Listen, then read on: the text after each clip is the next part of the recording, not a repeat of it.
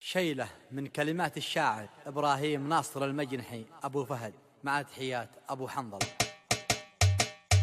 يا الأخو صالح برسل تحية واحترام للقرون الناطحة والرجال السامية، مجنحي والشرقابي أصلنا يا أبو حزام، كم من أعصر شامخ كالحياة ود العالية. جدي أحمد ناصر الجيد علي في المقام، كاسب الجودات والضرب القاسية، كاسب الجودات والضرب القاسية، خلف أشبال على العزة يمشوا للأمام، ما يحابون العدا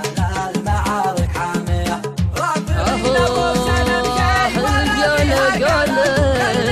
واللسان لسانه والله الشفايف ورد لوني تواه، الخصب نحلو صدر بهن دانه، والمشمش الحالي يميل بلواه، تفجر ورود الروض من بستانه، غار البدر من غارة محلواه.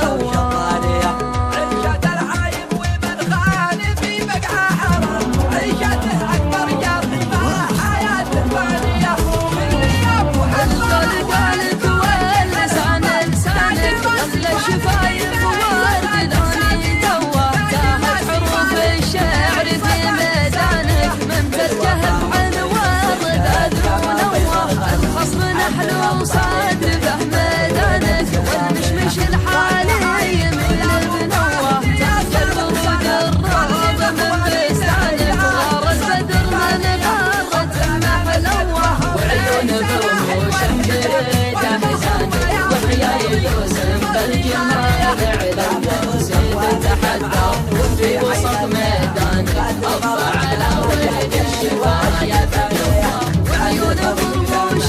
فريدة حزانك، وحياي يوسف بالجمال علواه، سيد تحدى في وسط ميدانك، أضع على ولد الشفايف جواه، وميد الانحلى حلو بستانك، ليت الشعر حولي في الأول أواه، الحسن يهبل مع مرور زمانك، وتروح من زين صبال بتواه، وميد الانحلى حلو بستانك، ليت الشعر حولي تهوى لواه، الحسن يهبل مع مرور زمانك، وتروح من زين صبال بتواه. كم من أعصر شامخ كالحياة ود العالية. جدي أحمد ناصر الجيد علي في المقام، كاسب الجودات والضرب القاسية، كاسب الجودات والضرب القاسية، خلف أشبال على العزة يمشوا